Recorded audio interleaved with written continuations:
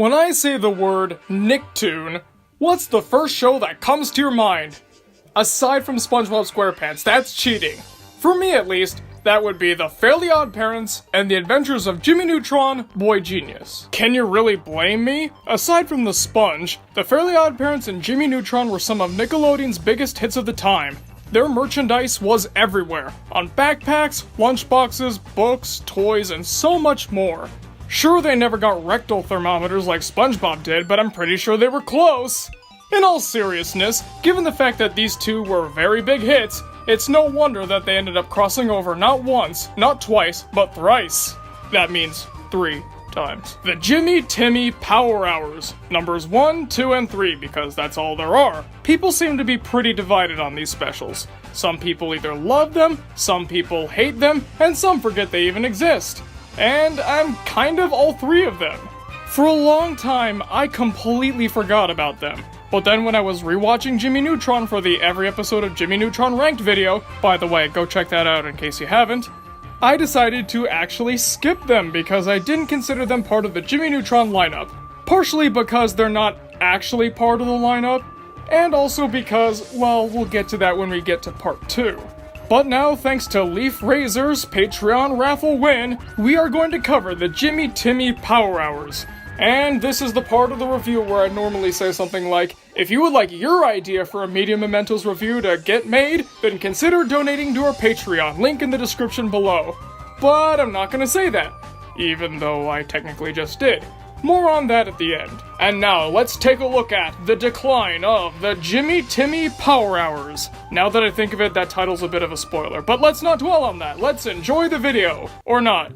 I'm not gonna force you to have opinions. The best way I can describe Jimmy Timmy Power Hour 1 is gimmicky. When you get down to it, the whole point of the Power Hour's existence is to be a novelty. It's cool to see Timmy Turner and Jimmy Neutron pal around together, at least when they're on screen together. And it's fairly interesting to see them in each other's worlds, but that's the extent of it. A lot of it is style over substance, and it's the same style as the Fairly Odd Parents. Not so much Jimmy Neutron's. This is definitely more of a Fairly Odd Parents special than Jimmy Neutron's. Now, don't think that Jimmy is completely shunned from the special, his name's in the title, but when it comes to locations and characters, Fairly Odd Parents gets a lot more focus. But that's not necessarily a bad thing, because what's here is pretty fun. It's not A material for either show, but it's, again, a novelty. You're really supposed to look at it as a strange experiment or a little bit of fan service. And for the most part, it seemed to work. This is regarded as the best of the 3 usually. People love Crocker as the villain because it's Crocker, how can you not? Even when the Fairly Odd Parents went bad, Crocker was still one of the very few things that maintained quality. People like the writing and the premise, which again, I say it's gimmicky, but fun. It knows it's a gimmick and doesn't try to hide it. So on the whole, the first one is not perfect, but of the Jimmy Timmy Power Hour series, this is easily the best. And now we get to Jimmy Timmy Power Hour 2, When Nerds Collide. I think in this one, they were trying to give more of a Jimmy Neutron focus. Not only is Professor Calamitous the main villain in this special, but Carl, Sheen, Cindy, and Libby get to go along for the ride. Heck, Cindy's the driving point of the main plot, being that Timmy and Jimmy both want to ask Cindy to a dance. I know, riveting, isn't it? But that's where the service to Jimmy Neutron ends. Once again, this is a Fairly Odd Parents special through and through. Not only are the locations and characters in Fairly Odd Parents given more focus, and we spend more time in the Fairly Odd Parents world, this is where the writing starts to fall apart. This doesn't feel like Jimmy Neutron writing in the slightest. It feels like Fairly Odd Parents writing. And in case you can't tell, they are very, very different. Jimmy Neutron is more dialogue-based, and it's kind of laid back. Very rarely is it loud, screamy, and slapstick-heavy. The comedy in Jimmy Neutron more revolves around the characters and the events surrounding them than wacky situations or subverting expectations, and that's what the Fairly Odd Parents does best, and in fact that's kind of all it does. It has that typical Butch Hartman sense of humor. You know, setting up something, but then whoops, the opposite happens. Repeating the same jokes over and over again. Topical references for the sake of topical references, like that infamous Bee Gees joke in Fairly Odd Baby, although this time it's Morgan Freeman. And perhaps the most infamous aspect, the volume control. Everything in the Fairly Odd Parents is loud and screamy. Fairly Odd Parents is a lot of things, but subtle is not one of them. And sadly, Jimmy Neutron was that in its actual show, so it couldn't transfer over to the Power Hours. Why do I say that? Look at these writers. In case you don't know, all three of these guys are Fairly Odd Parents writers. That's right. When making these, Nickelodeon didn't get one writer from each show or two writers from each show. It got three Fairly Odd Parents writers. Now, to be fair, one of them was a Jimmy Neutron writer, but he was also a Fairly Odd Parents writer at the same time. So that's 2.5 out of 3 writing for Fairly Odd Parents. It shows in the story, too. Everything is written like a Fairly Odd Parents episode. Most of the special takes place in the Fairly Odd Parents art style. Yeah, there's that big fight at the end with Jorgen and Professor Calamitous in Retroville, but that's 1/3 of the special at best. This whole thing reminds me of that infamous Family Guy and Simpsons crossover. You know, where the whole thing was made by the Family Guy crew and not the Simpsons crew, so it felt off and strange. That's the same thing here.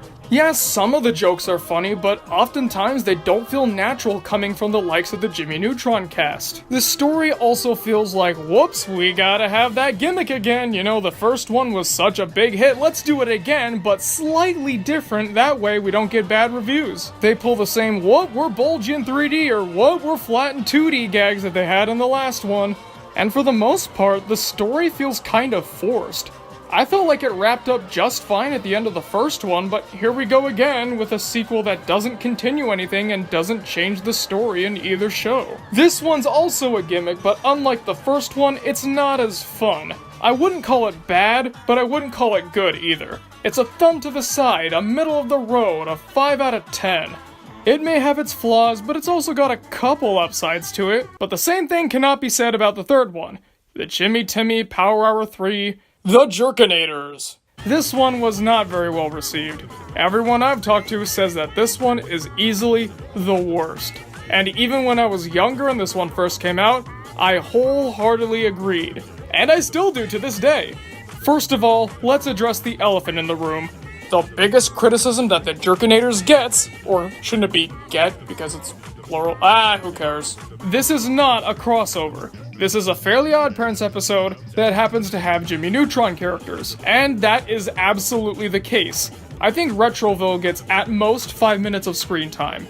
Now, maybe this is because the studio that made Jimmy Neutron was going out of business because of the failure of the Ant Bully. Thanks a lot, Tom Hanks. Or maybe Butch Hartman was upset that Fairly Odd Parents was never as good as Jimmy Neutron, so he wanted to get his revenge. Either way, this has almost nothing to do with Jimmy Neutron. And I don't mean that as just, oh, it focuses on only Dimsdale and not Retroville, or oh, look, the Fairly Odd Parents cast is getting way more screen time again. I mean that even in the writing. In the second one, I said it was a bit of a stretch for the Jimmy Neutron characters to make these kinds of jokes, but now it's completely off the walls. The suspension of belief has been broken. They're loud, they're hyperactive, and they're stupid. All you have to do is look at the premise and you'll see exactly what I mean. Jimmy and Timmy have been going around fighting off their various villains, and they're bored of it now because they've beaten all of them. So they decide to create their own villain to defeat. Okay, maybe I could see Timmy doing that because he's a hyperactive kid, but Jimmy's more responsible than that. He never once seeks out to fight somebody. He only does that when he has to save the world, or when one of his inventions gets in the wrong hands, usually in Professor Calamitous' hands. They also dumb all the characters down a lot to fit in the Fairly Odd Parents writing style. And this is around the time when the Fairly Odd Parents started getting weaker too. A lot louder, a lot more repetitive, and a lot more lowbrow. Nothing in this one made me laugh, or even came close. The villain himself is annoying. And even when he starts being a big bad villain for real, I can't take him seriously. The action scenes are dull, the writing is terrible, and really, it had no reason to exist. I thought the second one was running on fumes when it came to the story, but this one feels like nothing. This one, even more than the second, was very clearly a cash grab.